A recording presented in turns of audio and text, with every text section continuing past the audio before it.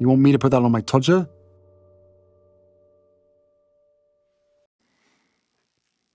Her own personal clusterfuck.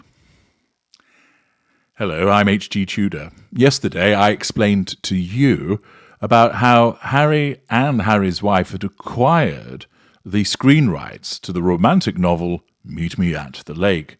More about how they actually acquired those rights in a further video. The fact is, I identified that this is going to be a film all about Harry's wife because she has to insert herself into everything because of her narcissism. But Tamkinat Rose, something called Miar, has provided us with more information about this, which goes to underpin that with regard to what Harry's wife's intentions are, this is actually going to be a personal clusterfuck. One that not only is all about her, but it's going to be her that turns it into the clusterfuck. Prince Harry and Harry's wife, the Duke and Duchess of Sussex, are embarking on a new Hollywood venture after experiencing previous setbacks in their production endeavours. The couple has acquired the screen rights to the romantic novel Meet Me at the Lake by Carly Fortune, with the intention of adapting it into a film for Netflix. The novel, released in May and featured on the New York Times bestsellers list for 6 weeks, revolves around the story of a woman in her 30s who copes with the death of her mother in a car accident while embarking on a profound romantic journey. Meet Me at the Lake explores poignant themes such as childhood trauma, the loss of a parent in a car crash, mental health challenges, and postnatal depression, set against the backdrop of Canada. Carly Fortune, a highly acclaimed author, has achieved remarkable success with her novels, Meet Me at the Lake and Every Summer After, both ranking as #1 bestsellers on the New York Times and Globe and Mail lists. Her literary works have garnered widespread popularity, with over 1 million copies sold worldwide. Meet Me at the Lake is an enthralling tale of love, uniting two strangers during the pivotal moments of their lives, once in their early 20s and again a decade later. Every Summer After marks Carly Fortune's debut novel, offering a nostalgic journey into childhood crushes, first loves, and the significant individuals and decisions that leave a lasting impact. Aside from her accomplishments as an author, Carly is an award-winning journalist with an editorial background at distinguished Canadian publications, including the Globe and Mail, Chatelaine, Toronto Life, and the beloved former weekly paper The Grid. She most recently held the position of executive editor at Refinery 29 Canada. Carly earned her Bachelor of Journalism from Toronto Metropolitan University. Well, you have to wonder, what on earth is she doing with those reasonable credentials, getting into bed with Harry's wife? Well, of course, ka-ching! Carly's upbringing encompassed experiences in the suburbs of Sydney, Australia, and the serene lakeside town of Barry's Bay in rural Ontario, which served as the backdrop for her novel Every Summer After. Presently residing in Toronto with her husband and 2 sons, Carly is already immersed in her next literary venture, working on her 3rd book. Well, a little bit about Carly Fortune there. But now, what about Harry and Harry's wife? Interestingly, the book's narrative bears resemblances to Prince Harry's own life, particularly his experience of losing his mother, Princess Diana, Princess of Wales, in a tragic car crash in 1997. Furthermore, both Harry and Harry's wife met in their 30s, while Harry's wife was in Canada filming the television series Suits. The film adaptation of Meet Me at the Lake marks another project in the couple's collaboration with Netflix. As per insider information shared with The Sun, the couple was deeply captivated by the book's themes. Can you imagine Harry, do you expect me to rub that into my todger?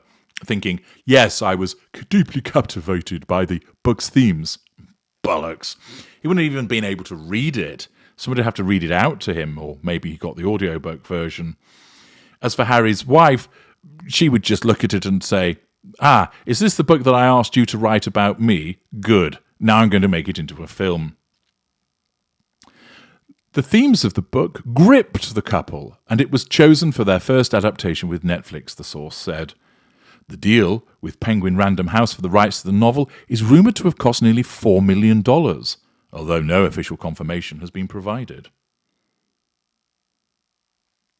Prince Harry and Harry's wife signed a substantial deal with Netflix in 2020, estimated to be around $100 million, which entails the creation of various content, including documentaries, films, children's shows, and docuseries. However, not all of their ideas have materialised, leading to some previous setbacks in their Netflix projects. In addition to their Netflix commitments, Page 6 revealed that Prince Harry is reportedly planning a documentary project set in Africa, although the details of its subject matter remain undisclosed. Now, these two have got no experience in the film or television industry other than he's been interviewed and appeared in television repeatedly, and she's an actress. She doesn't have the background or understanding in the terms of production of this material, and neither has he. And yet, as a consequence of the fact that he's got a royal title and she catched one by marriage, Netflix decided we'll bung a load of money at these two idiots because people are interested in them. What Netflix failed to understand is that people are only interested in them, some with virtue as to what their experience was with the royal family, and then everybody else because they want to see them crash and burn. People's interest isn't in the mould of, wow, yeah, these are two brilliant potential directors or producers. They've got some fantastic ideas. They've got lots of contacts. They've got brilliant imaginations brimming with ideas. I mean, witness Harry's suggestions about who might be interviewed to talk about childhood trauma. Could you imagine Vladimir Putin agreeing to that? It's laughable.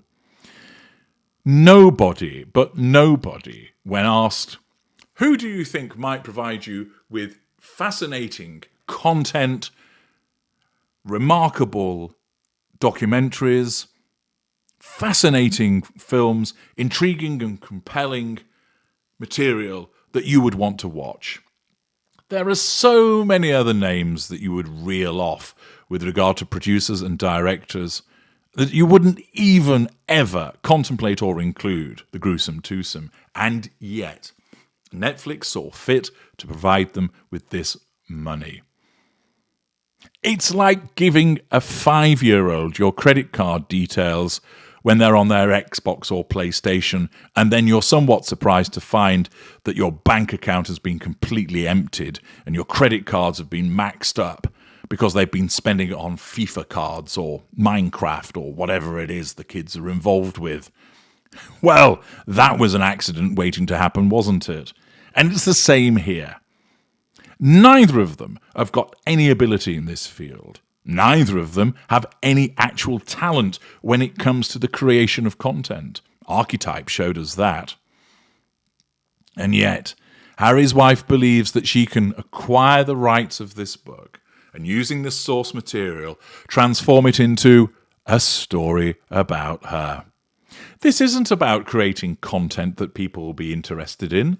This is basically another example of the narcissist that is Harry's wife engaging in finding something to make her seem wonderful.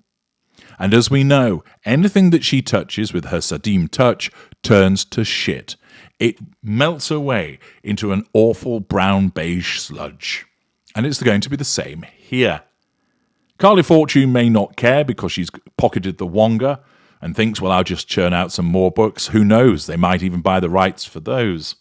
But she's going to see her material savaged. I have to say, from the brief reading that I gave of it yesterday, it's not something that interests me, but there are people who are into that kind of soft, fluffy, sort of romantic recollection stuff, and fair enough, if that's what floats their boat, there's clearly a market for it.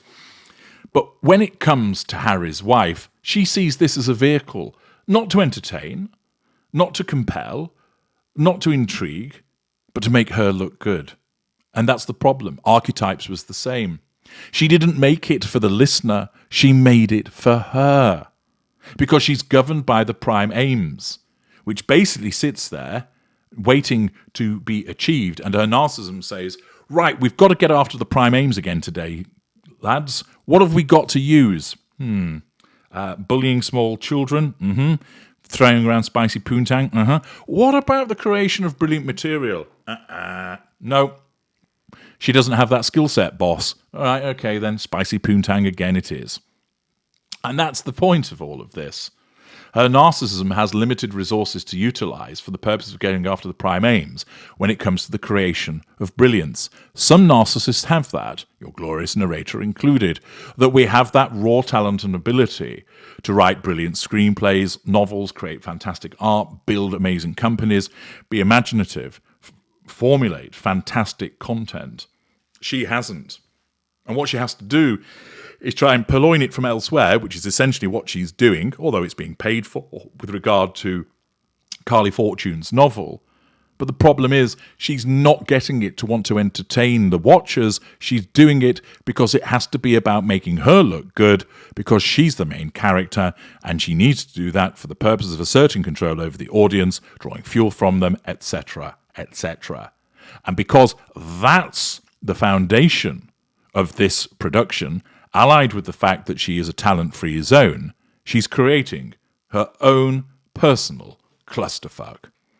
I'm H.G. Tudor. Thank you for listening.